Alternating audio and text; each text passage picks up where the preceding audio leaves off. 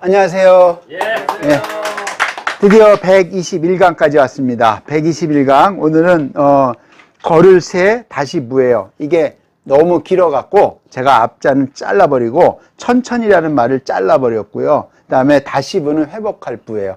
이 글자는 우리가 많이 써요. 많이 쓰는데도 불구하고 잘 이해를 못하는 부분이에요. 자, 왜 두 글자를 했냐? 하나는 천천히 걸을 새예요. 하나는 다시 부인데 이건 소전체 원형으로 제가 설명을 드릴게요. 자, 사람인입니다. 사람인은 제가 설명드렸죠. 아직 안 나왔어요. 그렇지만은 설명을 드렸기 때문에 이게 신체를 끝나면은 사람인부터 시작하거든요. 사람이 저기 손을 쓴다 그래서 이렇게 돼. 그 전에는 큰 대자가 사람인이었죠. 사람이 팔을 벌리고 있는 모양. 근데 자, 이게 있는데 이렇게 했다는 거는 뭔가 짝대기를 짚은 거죠. 짝대기를 하는 거예요. 그러면 여기에 요 글자가 있어요. 그 다음에 요 글자가 있어요. 그래서 요 두 글자가 있기 때문에 이렇게 변한 거예요. 그래서 이거는 이렇게 변한 거예요. 다시 무 또는 뭐예요? 회복할 복. 예, 복. 이게 왜 중요하냐? 이제 복이 나와요. 복이 나오는데 여기다가 행자를 붙이면 뭐예요? 이게 복 한다는 건 다시야. 시작한다는 거예요. 복은 시간으로 말하면 자시에 해당되는 거예요, 선생님. 이게 철학적으로. 왜 이 동양 문화에서 한자를 알고 철학을 알아야 되는 거는 제가 그거는 제 가치관을 분명히 주술을 해갖고 점을 치려고 이걸 배우는 게 아니라 그 사람들의 그 시대의 사유의 체계를 우리가 인식을 하면 그거를 운명론으로 발전시키지 않고 말하자면 그거를 하나의 과학과 결합해서 발전시키면 되는데 자꾸 운명론으로 발전시켜요. 누군가가 질문하더라고요. 제가 이거는 조금 여담이지만 명리학이 맞냐 안 맞냐 이런 질문을 받은 적이 있어요. 그래서 명리학 자체가 음양오행으로 하는 건데 제가 그랬어요. 여자하고 남자하고 합방을 할 때 날짜 잡아갖고 잡으면 애가 나오냐 그랬어요. 나올 수도 있고 안 나올 수도 있어. 정확하잖아요. 애가 나올 수 있는 확률은 여성의 임신 생리 주기하고 관련돼 있는 거예요. 그러면은 좋은 날을 잡아서 합방을 했어. 생리 주기가 안 맞으면은 절대 애는 나올 수가 없어요. 그러면 이게 과학입니까? 미신입니까? 네. 그거를 운명론으로 자꾸 한다고요. 그러니까 제가 좀 경계하는 말씀을 드리는 거는 목화토금수를 가지고 하는데 너는 목의 성질을 타고났어. 그러면 평생 땡 아니라고요. 그다음에 토의 성질을 갖고 있어. 아니라고요. 우리 살다 보면은 화가 날 때도 있고 참을 때도 있고 뭔가 새로운 일을 하고 싶을 때도 있는 거예요. 그게 어떤 시기에 어떤 상황이 내가 강하게 발달을 할 때 그때는 그게 필요하잖아요. 예? 근데 이거를 자꾸 운명론으로 하니까 좋은 학문이 주술로 가버리는 거예요. 그럼 말하자면 죄송하지만 점치는 거. 예. 그러니까 자꾸 운명론으로 안 갔으면 좋겠다는 거죠. 자, 그리고 가끔 가다가 제가 말씀드리는 거는 오늘 날씨가 어떤지 우산을 들고 나올 때 점쳐서 나오시는 분 단 한 명도 없어요. 그거 점쳐갖고 있는 사람이 있으면 저한테 그냥 소개를 해줘 보세요. 한 명도 없어요. 일기예보 보고 나오는 거지. 왜냐면 너무 운명론으로 많이 가서 그래. 근데 왜 배워야 되냐? 그 사유의 체계, 그 말하자면 자연이나 우주나 세상을 이해하는 어떤 툴이 필요한 거고 그 툴을 이해하는 게 중요한 거죠. 그게 왜냐면 우리 고문원이나 이런 한자 속에 다 배어 있기 때문에 그래요. 지금 여기 나오는데 왜 복자예요? 복자 이렇게 했었는데 쥐역의 개 중에 하나가 쥐례복이에요. 쥐, 땅에서 뇌니까 울려. 그럼 다시 시작한다. 그 말은 뭐냐? 봄이 되면 따뜻한 햇빛이 올라오면 땅이 움틀거려서 내가 거기서 풀 나와라 안 해도 풀이 나옵니까? 안 나옵니까? 나오죠. 그게 진동을 해서 나온다는 의미를 갖고 있는 거예요. 예? 그렇게 사유 체계를 인식했다라는 말씀 드리고 싶어서 말씀드린 거예요. 자, 어쨌든 여기까지 하고요. 일단은 자, 천천히 걸을 새 가는 것이 느려 끌면서 가는 거예요. 그러니까 짝대기를 가로질렀으니 얼마나 힘들어요. 또는 느리니까 짝대기를 짚고 간다 이렇게 해석해도 되는 거죠. 근데 그 상황은 그 시대를 제가 안 살아봐서 잘 모르겠어요. 느리니까 우리가 힘들거나 느리게 가면은 뭐예요? 지팡이를 짚고 가죠. 대표적인 게 산에 올라갈 때 스틱을 갖고 가잖아요. 우리 좋은 말로 스틱이라고 그러는 거잖아. 근데 지팡이잖아. 예. 그러니까 느리면은 천천히 걸어갈 때는 어떻게? 지팡이를 갖고 간다 이렇게 해석할 수도 있고, 뭔가 걸려서 그거를 행지 예 쇠쇠야 이렇게. 여기에 예자가 아마 틀렸죠? 책에는 아마 예자가 빼졌죠. 이게 끌 예자예요. 네. 끌 예자. 예. 그러니까 끌려간다. 가는 것이 느려 끌면서 가는 것이다. 이렇게 해석을 하시면 됩니다. 자, 이게 천천히 걸을 새고요. 그 다음에 천천히 걸어도 도달합니까? 안 도달합니까? 예. 도달할 지잖아요. 그래서 이 글자를 내가 이제 요즘은 간자체를 조금 하는데 요즘은 다 없어졌어요, 우리가. 기차나, 기차나, 고속버스나 이런 데 가면은 자지 이렇게 표현해요. 시간을.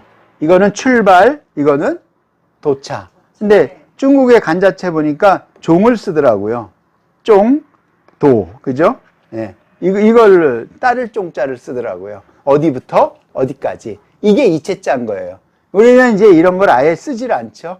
예. 그러니까 따를 종자인데 이것도 종자가 원래 있는 겁니다. 사람이 따른다. 이게 축약해서 이렇게 만든 거거든요. 예. 그래서 이를 치는 뭐예요? 결국은 도달할 지를 더하여라는 말은 뭐냐면은 여기다가 도달할 지를 말하자면 쓴 거죠. 그러면서 요거는 아비부로 보이십니까?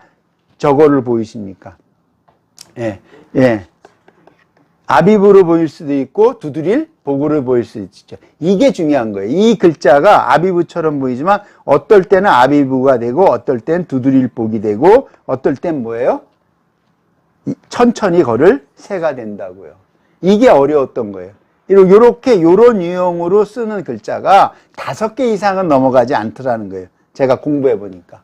자, 천천히 이를 치에 이거 할 때는 도달할 지예요. 천천히 걸어서도 도달한다. 그죠? 증예야. 이게 있는 것 중에 글자가 또 하는 건 정자예요. 이거는 뭐예요? 두드릴 복이죠. 예, 바르게 하도록 두드린다는 거죠. 예. 그 다음에 아비부자는 너무 잘 알죠? 아비부자는, 예. 아비부자는 손에 뭐를 들고 있는 거예요. 예. 그래서 앞장서서 간다. 근데 여기 앞장서서 갈 때 지팡이라고 하는 분도 있고 막대기라고 하는 분도 있고요. 앞에서 선봉이 되어서 간다라고 표현하는 분도 있어요. 자, 명을 다했어. 그러면 뭐가 돼요? 치명. 예. 도달하는 거잖아요. 그 다음에 치사. 죽음에 도달한다. 할 때 이런 글자를 씁니다. 이게 천천히 걸을 새예요. 잘 기억하세요. 천천히 걸을 새가 결국은 어떻게 변해요? 아비부의 형태로 변화했다는 거예요. 자, 이제 회복할 복 다시 부가 나요. 여기 천천히 가는 거예요. 하는데 위에 글자는 나중에 다시 설명드릴게요. 어려우니까. 자, 이게 위에가 이렇게 변한 거예요. 글자가 회복하거나 다시 시작하는 거다. 그죠? 요 글자가 행자를 말하자면 지금 행자인데 천천히 걸어갈 척자예요. 가서 뭐예요? 돌아가는 것이다. 그러니까 귀야. 예? 귀야라고 해요. 복자예요. 복은 어떤 거를 복이라고 그러면은 시간을 할 때 우리가 자시 그러죠. 자시 그러면은 자시는 서양에는 없는 시간이에요. 11시에서 12시, 12시에서 1시까지를 자시예요. 그러니까 어제도 아니고 오늘도 아니에요. 어제 오늘이에요. 이런 개념은 서양에는 없다고요. 이거를. 그러니까 자시는 항상 돌아오나요? 안 돌아오나요? 돌아가잖아요. 그러니까 자월도 있잖아요. 예. 돌아가는 거거든요. 그럴 때 다시 돌아간다, 회복한다 그럴 때 복자를 쓰는 겁니다. 우리 언어에도 많이 나온 게 뭐냐면은 누구가 돌아가셨다 그러면 요즘은 많이 문자가 와요. 소천하셨다. 그죠? 불을 쏘자에 하늘천. 하늘이 불렀다 이렇게 써요. 그러면 이게 문화 때문에 바뀐 거예요. 예, 하늘이라는 거를 개인에 따라서는 신으로 영역할 수도 있고 자연으로도 할 수가 있는데 우리는 돌아가셨다 그런다고요. 귀야를 쓰죠. 왜? 얼루. 온대로 돌아갔다. 온대는 어디서 왔어요? 선생님들도 모르고 저도 몰라요. 근데 온대가 있으니까 왔겠죠? 왔으니까 어떻게 된다? 더 갔다고요. 근데 그게 어딘지는 나도 모르다. 그게 뭐 그렇게 궁금하냐 하면서 하는 말이 유학에서는 살 때 잘 살아라. 잘 살아야 잘 돌아갈 거 아니야 이 말이에요. 그러니까 그거를 논어에서 이렇게 하죠. 뭐죠? 갑자기 잊어버렸어요. 돌아가는 거. 미지생 언지사. 미지생. 지생. 생도 모르는데 언지사. 뭘 죽음에 대해서 논의하냐. 아주 유명한 말이잖아요. 내가 사는 생을 걱정하지 뭘 미래를 걱정하냐. 죽은 다음에는 온대로 돌아간다 이런 말이.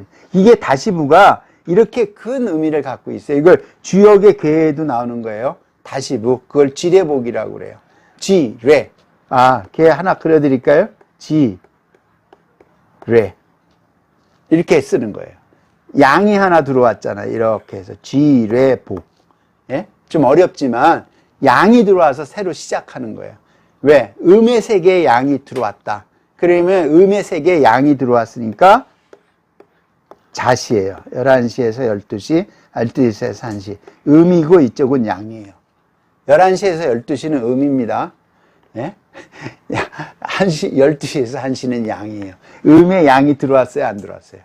이렇게 같이 쓰는 거예요, 개념이. 그래야만 해시계도 이해가 되고 앙부일구도 이해가 되고요.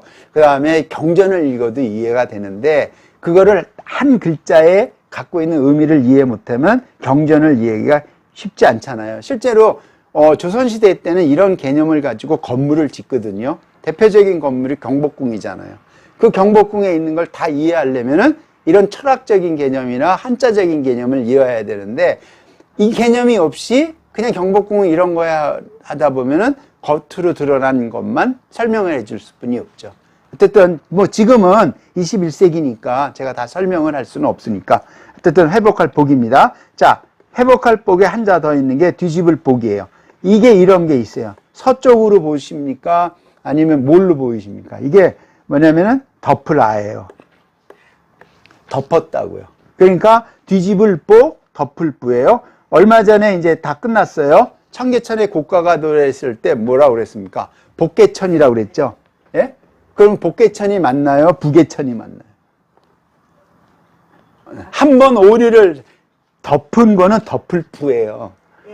그러니까 이 덮은 거를 다 끄집었잖아요. 이제는 복계천이야. 근데 그 전에 뭐라고 썼어요? 더 복계천이라고 썼잖아. 한자 이거를 틀리게 썼다니까요. 우리는 복계천 그랬잖아요. 그가 뭘 어떻게 했냐냐? 덮을 복으로 읽은 거예요. 덮을 복이 아니라 뒤집을 복이라고요. 그러니까 부계천에 하는 게 맞고 지금은 뭐예요? 덮었다가 다시 열었잖아요. 그러니까 지금이 복계천이라고. 이렇게 한자. 근데 우리는 일상생활에 한 번 잘못 쓰면은 뒤집어 덮는 것이다. 그러죠? 그래서 반복한다. 그러다 열었다 닫았다. 그래서 이제 복시. 두 번째 시험을 복시라고 그러잖아요. 이런 용례를 씁니다. 하여튼 이런 거를 뒤집을 복, 덮을 부, 저도 헷갈려요. 맞죠? 덮을 부, 뒤집을 복. 이렇게. 이게 복이라는 거는 다시 시작한다. 근데 실제로는 다시 시작한다는 거는 우리가 정해놓은 개념이죠. 우리가 정해놓은 개념. 작년에 있었던 8월, 지금 8월이죠. 올해 8월과 작년의 8월은 한 번도 똑같아 본 적이 없어요. 똑같음이 있으면 저한테 갖고 와 보세요. 한 번도 똑같은 게 없다고요. 근데 자꾸 똑같다고 그러니까. 자, 여기까지. 그 다음에 또 하나는 배복이에요. 그거는 여기 복에다가 뭐예요? 고기육. 고기육도 설명 여러 번 드렸죠? 고기육도 이럴 때는 고기육이에요. 이렇게 쓰지만. 그러면 고기육은 이렇게 쓰죠. 이거 할 때. 근데 1월 할 때 1월은 뭐예요? 달월이죠.